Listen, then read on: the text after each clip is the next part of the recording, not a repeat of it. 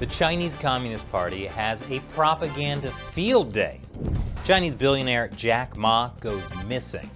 Plus, mass arrests in Hong Kong. That and more on this week's China News headlines.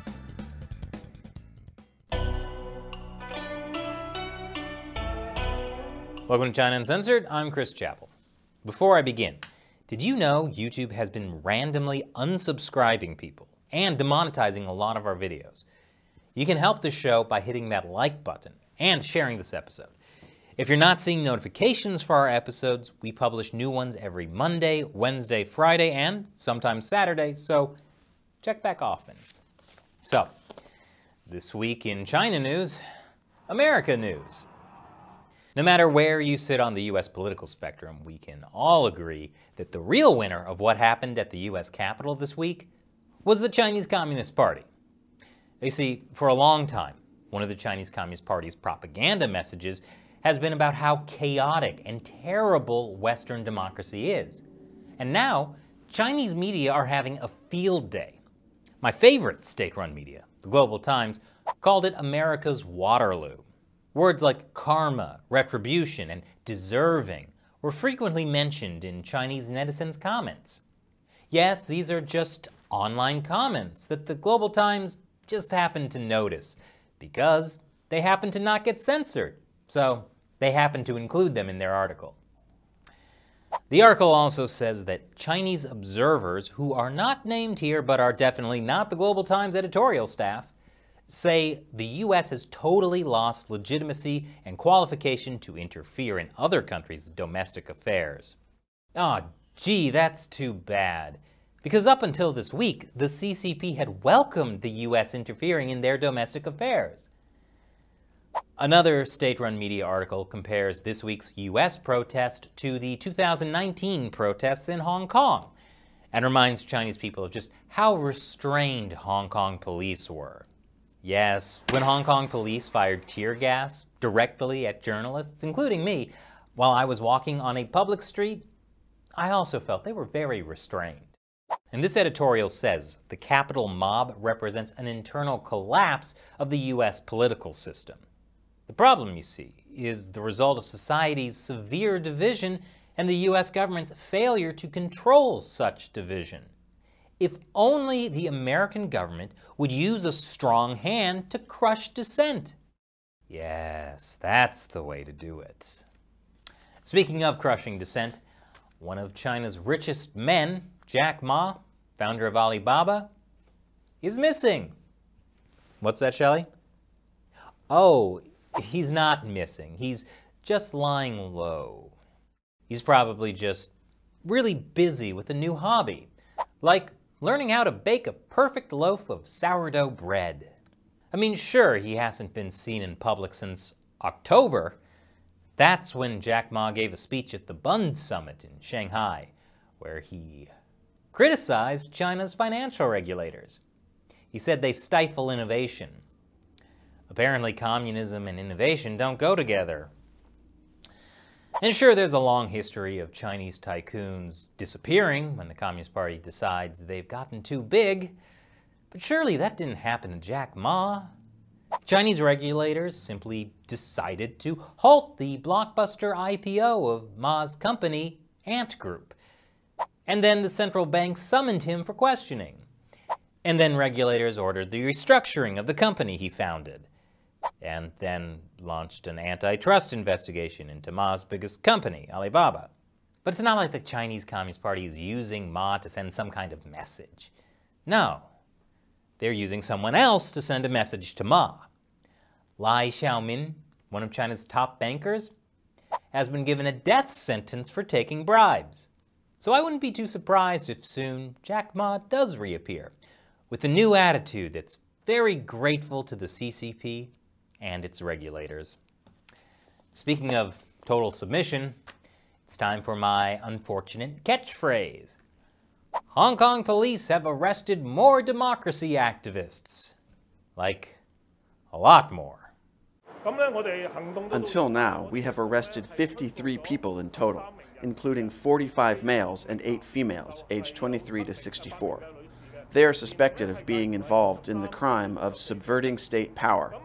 6 people were acting in the role of organizing and planning, while the other 47 were participating. Good old vague subverting state power, just like the mass arrests in mainland China. More than 1,000 police were involved in the raid that captured an American lawyer as well. Yeah, you heard me right. An American citizen has been arrested in Hong Kong. Clearly, he's a serious danger to society. This is John Clancy, chairman of the Asian Human Rights Commission. So what horrible crime was committed? Well, back in July, the Hong Kong Democratic Party tried to hold a primary election, and he was involved. The Democratic Party said police arrested the activists for participating in an independently organised, unofficial primary in July to select candidates for last September's legislative election. In the end, that vote was postponed for a year due to public health restrictions. The pro-democracy movement had hoped to win a majority, and some candidates wished to use it to block government proposals, which the Democratic Party says was seen as an act of subversion in violation of the national security law. Local media said Wednesday's police operation included searches of the offices of the Hong Kong Public Opinion Research Institute and lawyers who helped organise the primaries. The Hong Kong government and Beijing warned that the unofficial primaries could violate the national security law. Under the law, anything Beijing broadly defines as secession, subversion, terrorism and collusion with foreign forces is punishable by up to life in prison. John Clancy's crime? He was the treasurer of a political group involved in those unofficial primaries. So to sum up, the Hong Kong police just arrested 53 people for organizing a primary election because it was designed to help the pro-democracy groups win a majority of seats in the legislature, which then they could use to get the government to listen to them. That's it. That's the crime. Because of how the system is designed, the pro-democracy camps had never gotten a majority before. And now, thanks to the national security law, they never will. Also, the existing pro-democracy legislators have all either been kicked out or resigned. And a lot of those lawmakers were in the group of 53 people who were just arrested. So things are going really well in Hong Kong for the Chinese Communist Party, especially since the Hong Kong authorities carried out the mass arrests on January 6th. I wonder if they were banking on the US government being a little distracted on that day. Boy, that really worked out for them. Speaking of the Chinese Communist Party being able to get away with anything, stay tuned after the break. I'll show you how they're getting away with covering up the coronavirus. Welcome back.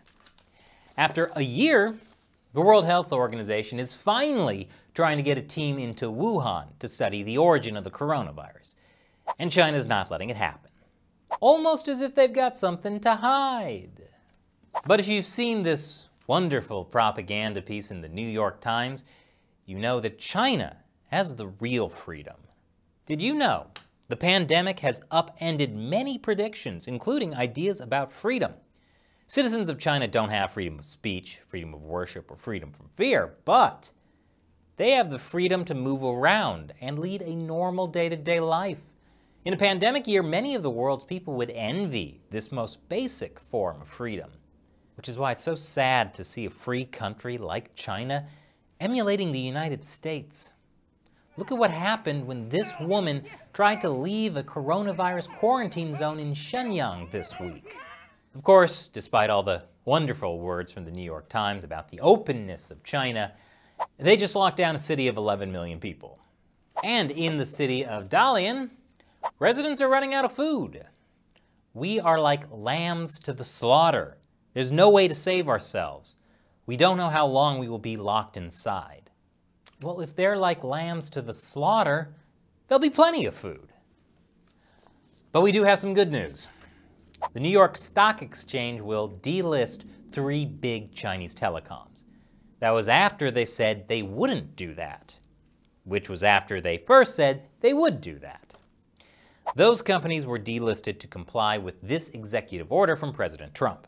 It's aimed at protecting American investors from putting their money into companies tied to the Chinese military. This week, Trump also banned several Chinese software apps, like Alipay, citing potential espionage risks. For more on Trump news that happened this week, check out my other channel, America Uncovered.